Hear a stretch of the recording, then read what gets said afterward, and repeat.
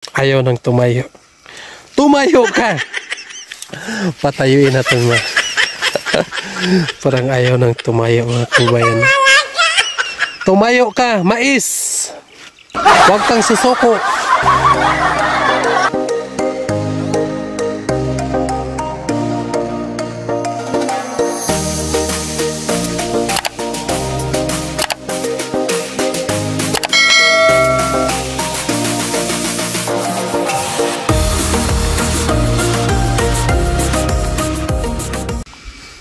Hello po mga kababayan, magandang araw sa inyong lahat. So nandito pa rin ako ngayon sa aking bukirin dito sa 29 mga kababayan. At binisita ko itong mga tanim ko dito mga kababayan ay mga mais. Nagsunod-sunod yung mais dito mga kababayan. Merong malaki na, merong maliit pa, merong hindi pa tumubo dahil sa walang ulan. So merong mga itong unang mais ko ay medyo malaya na ang dahon, malaos na ang dahon tungod sa kainit. Pero hindi naman lahat mga kababayan nga nalaos yung mga dahon niya kasi sobrang init dito, walang ulan. May ulan pero konti lang, hindi lang makabasa ng lupa. So ang nangyari sa aking mga mais dito mga kababayan ay parang sumuko na sa init, susuko na sila at parang mahihirapan na tumayo ang mga mais ko dito. Tulad nito mga kababayan, at mukhang sigurado na ito, Hindi naman lahat at dito. So sa kainit siguro ito mga kababayan, at ito ay malalaos na at mukhang ayaw nang tumayo. Tumayo ka! Patayuin natin mga. Parang ayaw nang tumayo mga kababayan. Tumayo ka, mais! Huwag kang susuko. So dito ay mahirap dito mga kababayan, grabe. So dito sa kabila ay ayos-ayos lang naman ang mais natin dito sa kabila. Dito okay lang dito mga kababayan. Dito sa baba ay wala na. Malalaos na, Anong Tagalog sa Laos? Malayos. Anong Tagalog sa Malaos? Walang sumagot dito mga kabayan dahil nag-iisa lang ako dito. Walang sumagot sa akin ngayon dahil nag-iisa lang ako. Ako nang bahala. Intindi ng Tagalog ko. So ito nang nangyari sa aking mais mga kababayan. Kasi sobrang init po dito, At merong mga mais nga hindi na nila kayang tiisin ang kainit, Ganon din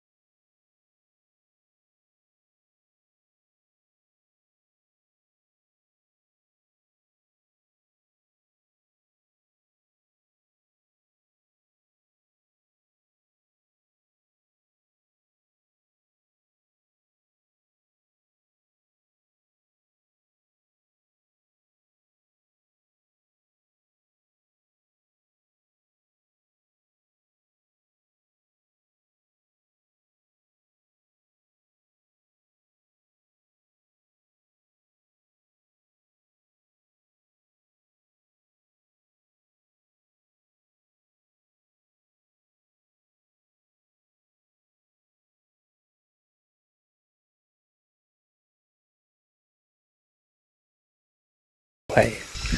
So punta naman tayo doon sa kabila mga kababayan, doon sa aking kubo-kubo, bahay-bahay, payag-payag. So dito lang ako sa Maisan ngayon nagumpisa. So doon yung aking bahay, payag mga kababayan, sa kabila. So puntahan natin yung bahay. Napunta lang ako dito kasi tinignan ko itong mais at nagbisbis din ako ng mga seedling kong kalabasa. Makita natin yung hawan. Ilang 2 linggo na siguro yan tinanim, pero hindi pa tumubo yung iba kasi mainit talaga dito mga kababayan. Doon naman sa kabila, doon sa kabila mga kababayan ay tumubo na doon. Lahat na dyan ay tumubo, pero dito sa kabila ay wala pa. Hindi pa lahat tumubo. Mabuti ito ay nakauna itong tanim, itong mais. Nakauna ko itong tinanim, kaya ay nakikita natin nga malalaki na mga kababayan. Mga 2 buwan ito ay pwede na ito ma-harvest mga kababayan. So ito muna yung aking libangan dito mga kababayan, dahil nandito ako sa bukid. So ito lang talaga ang aking kurso.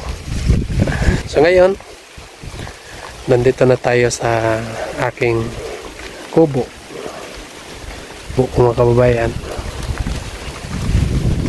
at ito yung aking pool. Dito ka naliligo. So maganda liguan dyan, no?